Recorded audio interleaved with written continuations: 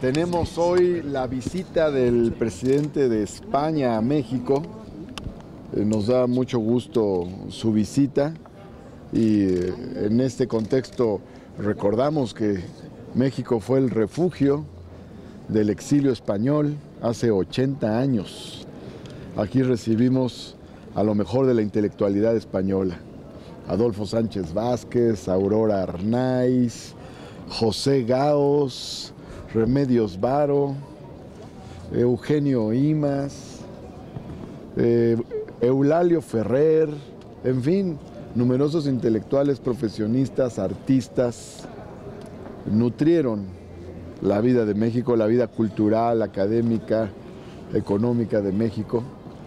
Fue un exilio muy importante para México. México tuvo entonces las puertas abiertas a los españoles de la República, de la Segunda República Española, y la verdad es que fortalecieron mucho nuestra vida académica, intelectual, cultural, económica. Entonces nos da gusto recibir hoy al presidente español. Estaremos en un rato acompañándolo en la comida con el presidente de la República, con el presidente de México. Y tenemos la convocatoria para el 1 de febrero. El viernes tenemos la sesión de clausura de la permanente a las 10 de la mañana. Luego tenemos a las 11 de la mañana la sesión de instalación del Congreso de la Unión. Y a la 1, a las 13 horas, aquí tenemos la sesión del Senado de la República. En esta primera sesión vamos a vamos a recibir la Estrategia Nacional de Seguridad Pública de acuerdo a lo que mandata el artículo 69 de la Constitución. Es una nueva atribución que tiene el Senado de recibir y aprobar la estrategia. Ya determinaremos en qué tiempos la aprobaremos, pero la vamos a recibir en el momento en que se da la apertura del nuevo periodo ordinario de sesiones, como marca la Constitución en su artículo 69. También, por otro lado, vamos a tener temas muy importantes en este periodo. Está un tema pendiente del paquete de temas de seguridad, que es el tema de la Guardia Nacional. Sobre el paquete de seguridad hemos abordado fundamentalmente lo de extinción de dominio, delitos graves, la Fiscalía General y la Guardia Nacional. Son no los únicos, pero los temas fundamentales de este paquete, y después vendrán algunas revisiones en legislaciones secundarias. Ahora bien, sin embargo, también vamos a empezar a entrar en el Congreso de la Unión al tema del bienestar social. Al respecto, he hablado yo de que podemos tener una primavera laboral y que después de muchos años es factible, es posible tener reformas laborales progresivas. Es importante la coyuntura que se ha generado. Tenemos varios factores que empujan esta coyuntura laboral. Por un lado, la reforma constitucional del 2017, que aborda el tema de los contratos colectivos, la transparencia de los mismos, un nuevo sistema de justicia laboral y los temas de la libertad y la democracia sindical. Y por otro lado también en las negociaciones del Tratado México-Estados Unidos-Canadá apareció el tema laboral. Hay interés en que aumente el salario en México, y por otro lado también interés en que se den negociaciones de trabajo colectivas que eleven las condiciones de vida de los trabajadores. Esto forma parte del conjunto de negociaciones, incluso es una condición para que avance el tratado entre México, Estados Unidos y Canadá. Por lo tanto, va a ser un tema importante del Congreso de la Unión. Asimismo, aquí tenemos iniciativas ya. Se presentó una iniciativa de la senadora Antares Vázquez para que el salario mínimo no pueda aumentar por debajo de la inflación, porque entonces no sería un aumento. También se presentó una iniciativa del senador Mancera para cambiar el nombre del salario mínimo, en lugar de salario mínimo por salario digno. Y también, por otra parte, está una iniciativa que presentó la senadora Cecilia Sánchez en el tema de la democracia sindical y de la elección democrática de los dirigentes sindicales. Entonces, hay elementos para una buena discusión y buenas resoluciones sobre los temas laborales, pero ya abordados de manera progresiva, es decir, de avanzada, de aumentar los derechos de los trabajadores. Y por otro lado también en estos temas sociales hay un tema muy importante que sería histórico, que es el tema de la equidad, la paridad entre mujeres y hombres en todos los órganos del Estado. En el Senado ha tenido fuerza este tema, hay iniciativas de las senadoras Kenia López, Malú Micher y otras senadoras para lograr esta paridad. Y esto sería una aportación del Senado de la República, hay buenas condiciones para ello. Hay otros temas, evidentemente, y además los grupos parlamentarios van a hacer sus agendas, las están haciendo en sus reuniones que van a tener previas al 7 de febrero y ahí saldrán temas muy importantes para el país. Yo espero que tengamos un periodo de sesiones muy fructífero, estos meses de febrero, marzo y abril, que sean muy buenos para el país en temas de seguridad, pero también en temas de bienestar social y de democracia en México. Estoy a sus órdenes para cualquier pregunta.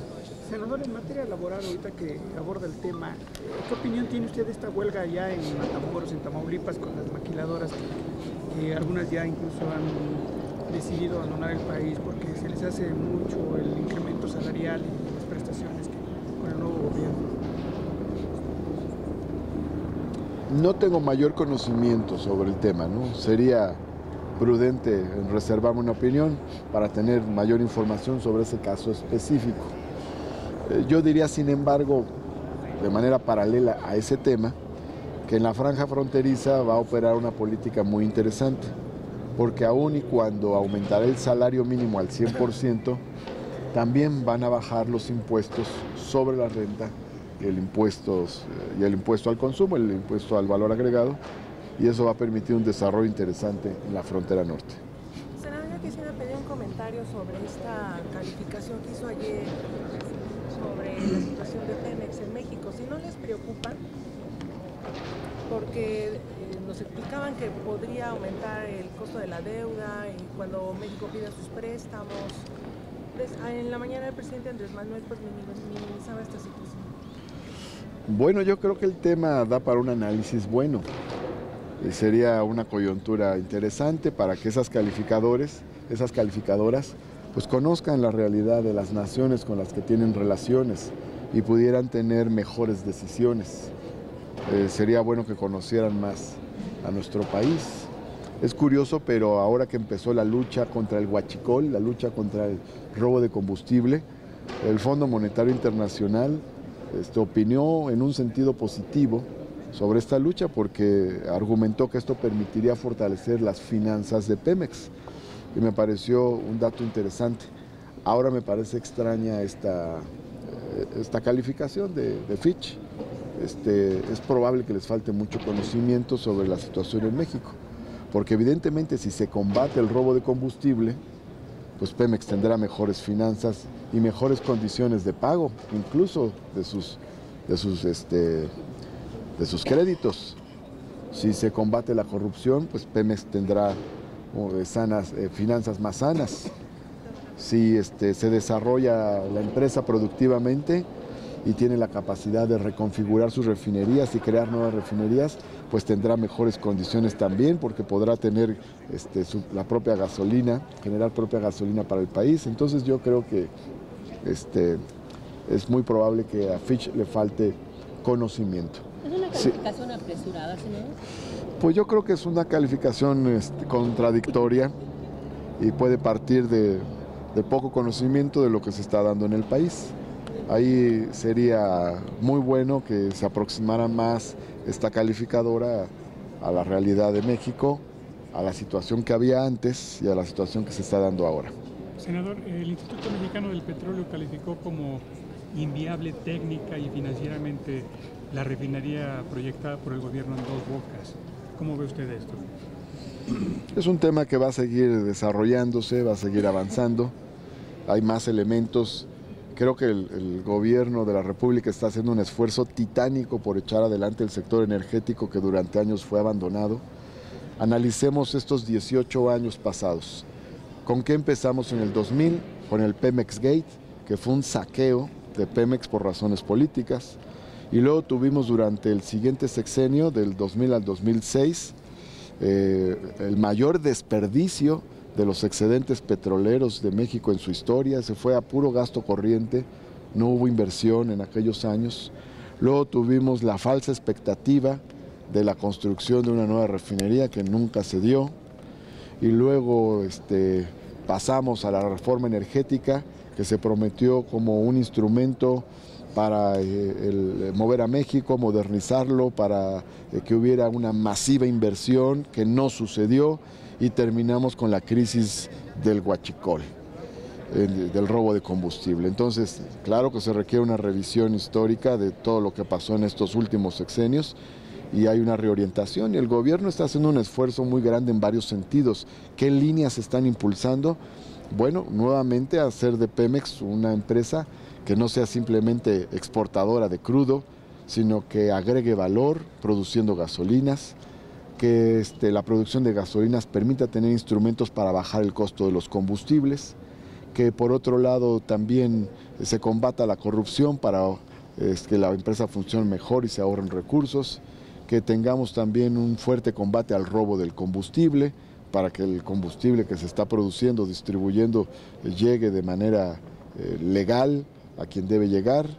Y son medidas que se están tomando, y yo creo que son medidas para sanear la política energética.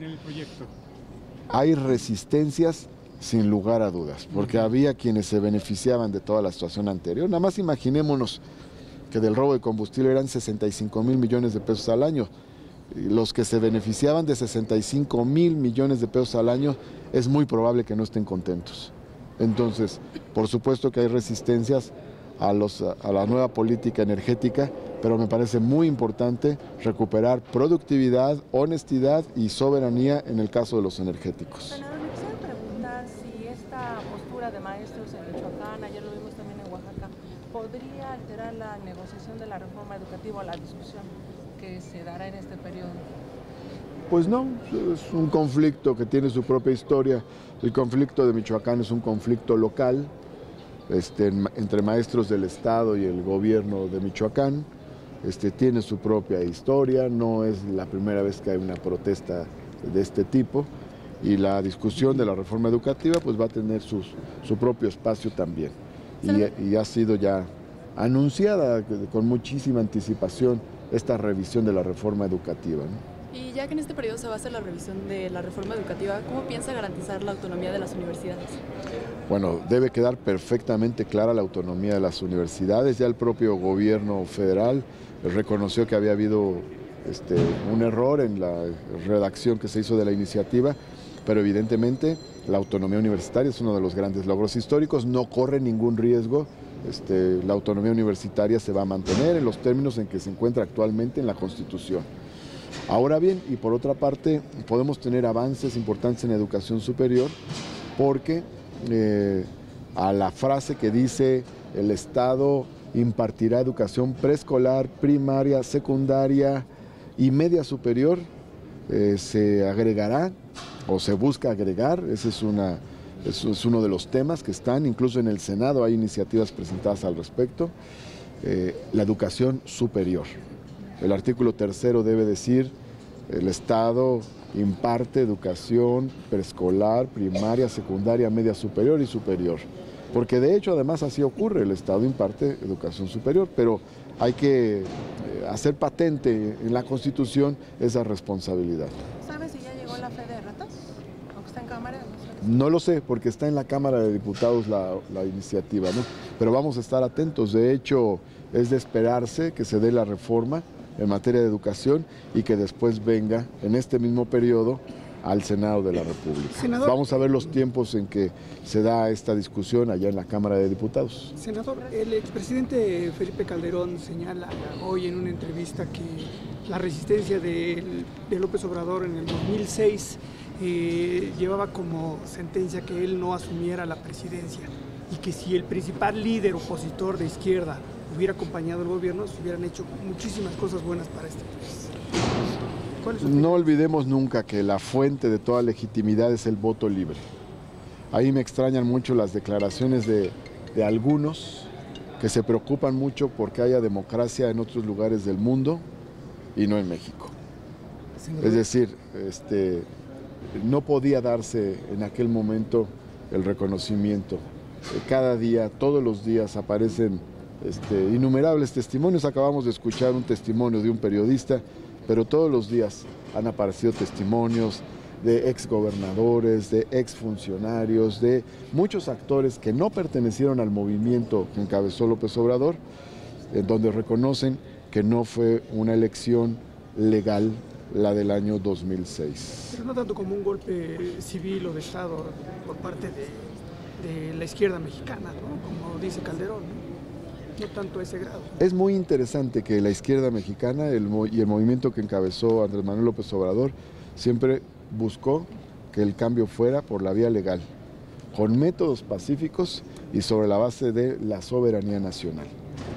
Por eso es un movimiento que tiene tanta legitimidad, tanta fuerza y por eso triunfó finalmente. Senador, al parecer en la bancada de Morena en San Lázaro hay una división, incluso la secretaria de Gobernación los estaba llamando a la unidad. ¿Qué le diría usted a los legisladores allí en San Lázaro de Morena? Y desde ese sentido yo le preguntaría también si hay cohesión en el grupo parlamentario de Morena aquí en el Senado. Hay cohesión de los grupos parlamentarios de Morena en todos los congresos. En San Lázaro han actuado muy bien los compañeros, han trabajado muy bien y aquí y en el Senado también, de manera magnífica. No confundamos el debate que a veces se da sobre ciertos puntos específicos. Es decir, se tienen que abordar decenas y decenas de temas y a veces en algún punto hay una postura, una diferencia en el debate y finalmente se resuelve. Pero así tiene que ser, es decir, debemos tener siempre un pensamiento abierto. Muchas gracias. Gracias. Senado de la República. Cercanía y resultados.